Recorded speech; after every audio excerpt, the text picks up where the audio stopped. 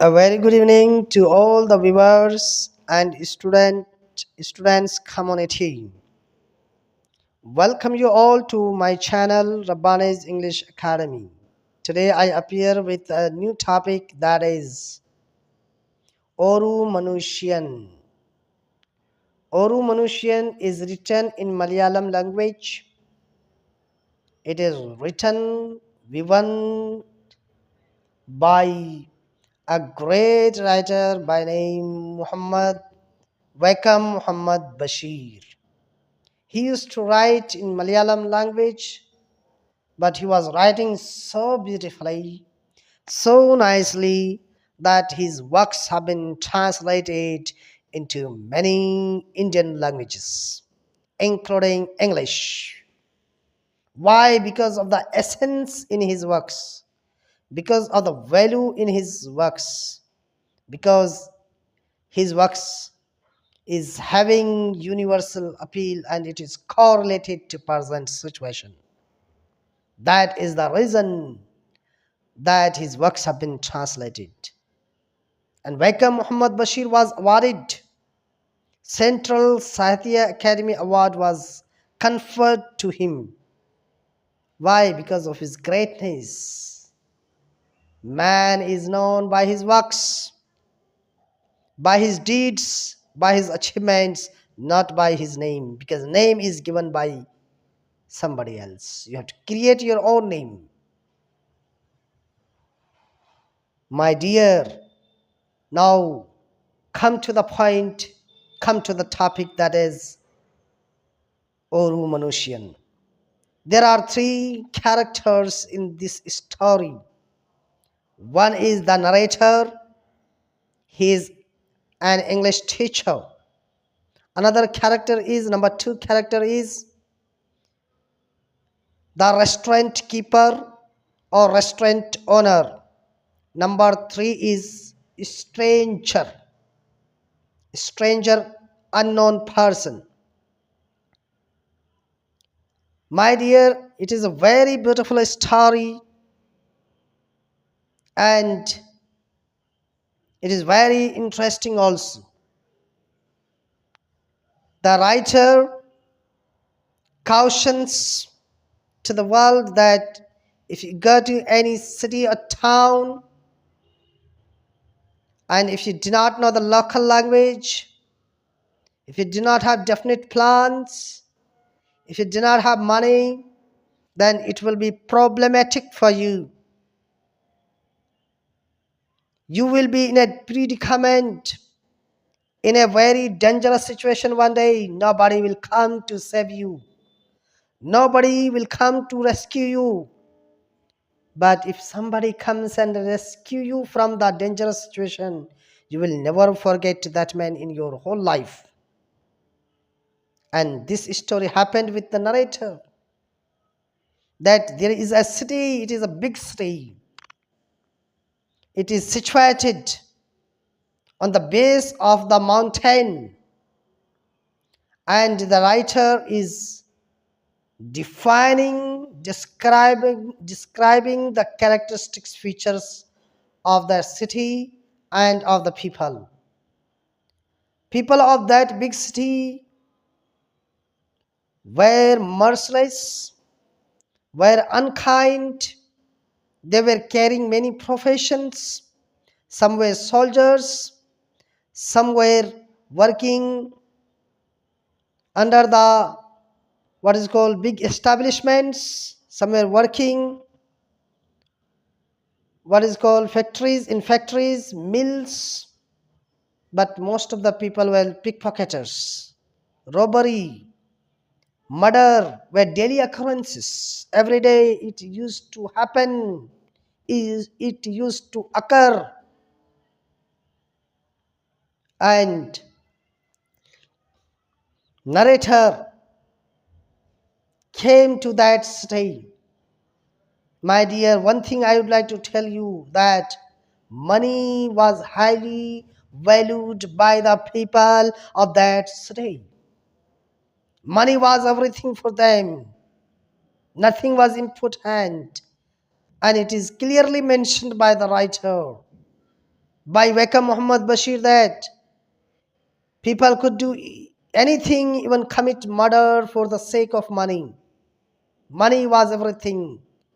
Nothing was important, nothing was significant, not even life, because for the sake of money, people could do anything, even commit murder. And the narrator came from far away places to that city. It is around 1,500 miles away, and the migrant laborers from different villages, different places, they came to that city for livelihood. The narrator also came for livelihood, to earn money.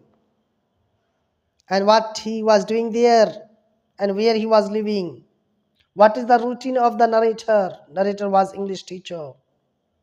He did not know local language. He knows only two languages.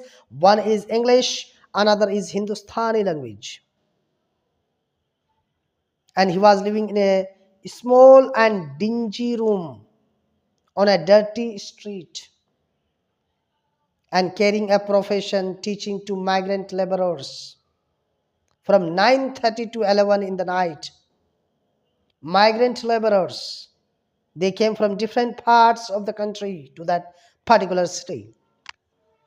But they were learning how to write addresses in English, because in those days writing addresses in English was considered great education.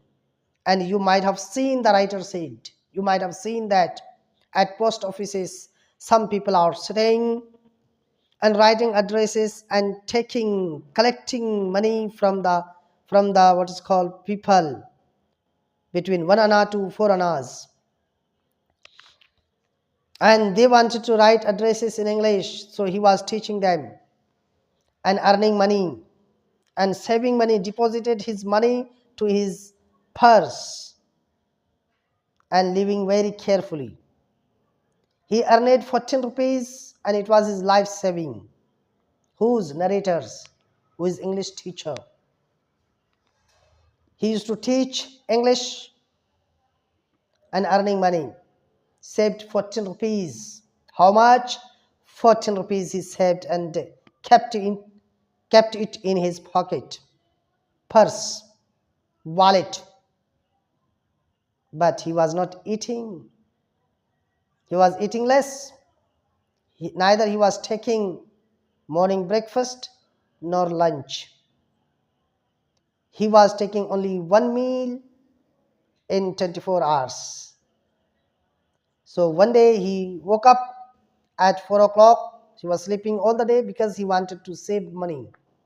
He wanted to save the expenses of morning breakfast and what is called afternoon lunch. That's why he was sleeping all the day. He was waking up at 4. And one day he woke up at 4. He did his course, some work, and wore what is called wore coat, pant, and kept his purse in his coat pocket. How much money was there? As I told you, 14 rupees. He came out from his room. He stepped out from his room. He went to a big restaurant. He went to a crowded restaurant. It was busy restaurant. There was lot of customers. He went there. He occupied a place. He sat there. He ate full meal consisting of chapatis and meat curry. He was content, he was satisfied because it was a delicious meal, and moreover he was eating only one time in 24 hours. After eating meal, he ordered for a tea. He sipped his tea, and now it was a time to pay the bill. The bill was 11 annas. While he was going to pay the bill, he put his hand in his coat pocket. He was perspired as if his food has been digested in an instant. Why? Because he lost his purse. It was stolen by somebody. It was picked by somebody. He went to the restaurant keeper. He pleaded, he requested that there is no money, somebody has picked his pocket. But restaurant keeper was also merciless, unkind.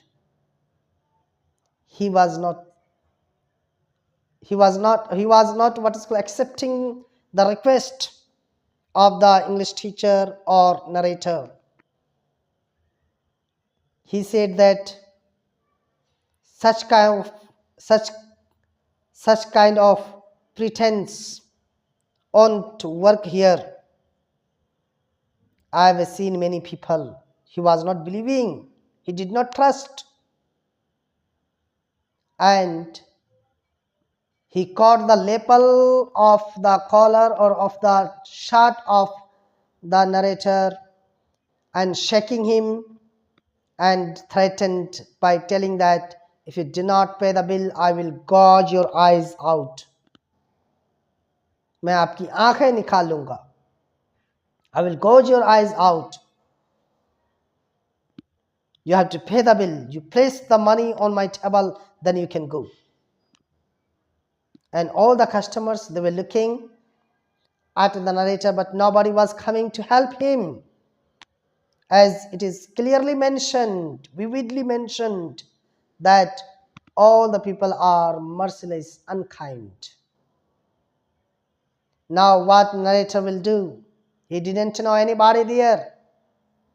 He didn't recognize anybody. He did not have any friend. Now he thought, rethought, considered, reconsidered. Then he got an idea that if he is not allowed to go to his room to bring money, what he will do? He got an idea and he wanted to keep his coat there.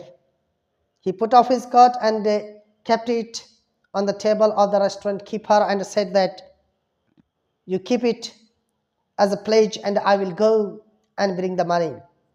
Restaurant keeper was not satisfied. He said, no, no, no, no, you have to put off your shirt also. You have to open your shirt also. He opened his shirt, then opened his shoes, and now he had only, that is, trouser. And he was forcing him to open the trouser, said that you have something underneath of your trouser. Even the customers, everybody turned to the direction of the man, laughing, joining the what is called company of the restaurant keeper, and they were also repeating that you have something underneath of your trouser. The man was pleading, requesting. The English teacher was pleading, requesting that he did not have anything underneath of his trouser, but the restaurant keeper was unable to listen. He was merciless. Now he was forcing to open. What he will do? He remembers the Creator, the God. Oh God, you are the omnipotent. You are the omnipresent. You can only help. You are the master of this world. You are the creator of these beautiful creations. You know the heartbeat of each and every person. You know the intention. Oh God, they want to insult me. I see myself naked. What I can do? Nobody is coming forward to help me. Oh God, you can only. While he was remembering that, what happened? He was undoing the buttons of his trouser. Suddenly there was a voice. A man standing at the entrance gate and said that, stop undoing the button of your trouser. I am going to pay the bill.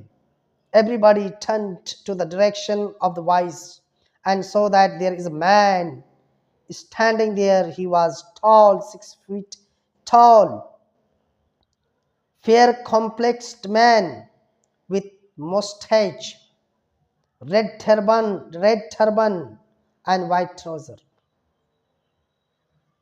He said that, what is the bill I will pay? He came forward to the counter and paid 11 annas and said to the narrator that, wear your clothes.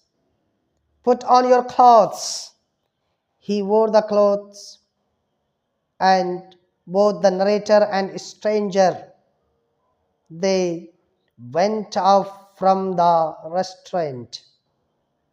Now the narrator or English teacher said to the stranger that, I do not have sufficient words to express my gratitude. I don't have words to express my thanks to you because you helped me in my predicaments in that situation. And after thanking, both were going to some place. Then the stranger, unknown person, said to the narrator, asked the narrator what is his name and address. Narrator told his name and address. He asked the same thing, but the stranger said that he did not have name. Then the narrator said, if you don't have name, I would like to give you a name. Your name must be Mercy. Mercy means kind, because you helped me in my predicament, in my what is called dangerous situation. The stranger was laughing, smiling, laughing when he said, your name must be Mercy. And now the stranger was going to a deserted bridge. Narrator also followed him because it was the instruction of the stranger only to be followed. They went to a deserted bridge where very less people are traveling or were traveling in that place. And the stranger said to the narrator that, if anybody will ask about me, telling about my feature, that have you seen a man wearing red turban, white trouser, and having a bundle of mustache and fair complexed man, you have to say no. Now the narrator said that, I will not reveal your identity, I will keep it secret. Tell me why. But he didn't tell anything. Now he said that, turn to all directions, that whether there is a man, there is anybody. The narrator said, no, there is no one. What the stranger did, he took off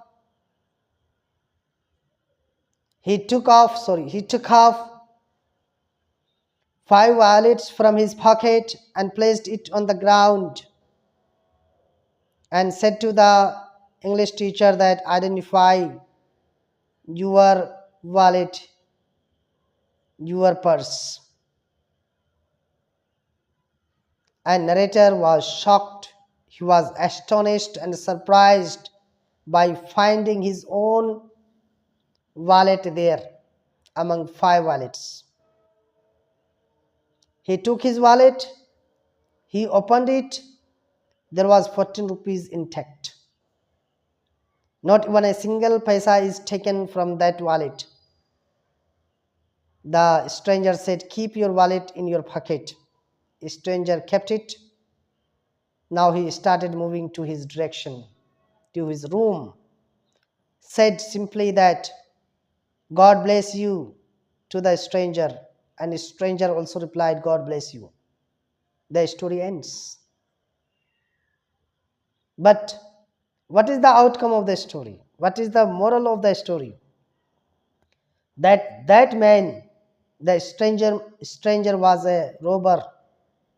He was a pickpocketer. He was a thief. Now he has been changed. He helped. Why did he help?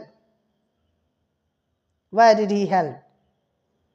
Pickpocketers never help others.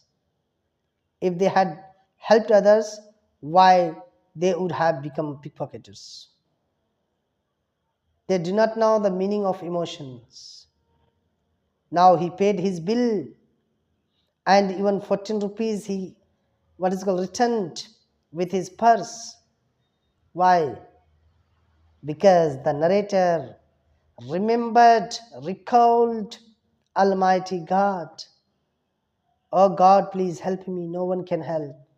If you remember God from your core of heart, from your bottom of heart, God will definitely help you without any doubt, without any suspicions. God will definitely help. And see that the pickpocketer, earlier he was bad man, changed into good man. He was unkind, became very kind, very merciful, because God melted the heart of the stranger. The God melted the heart of the pickpocketer.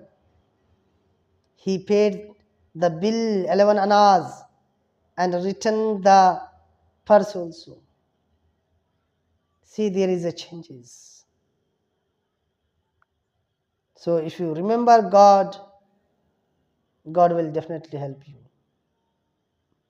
This is the story of Oru Manushiyan.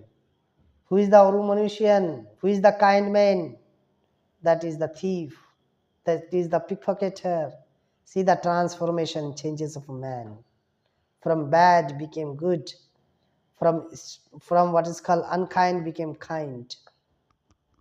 So guys, if you like this video, you please subscribe it, share it, and pass it to your friends, to your groups.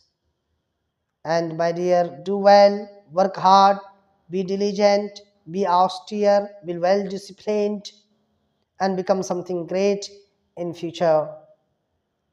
With this, let me stop for the day.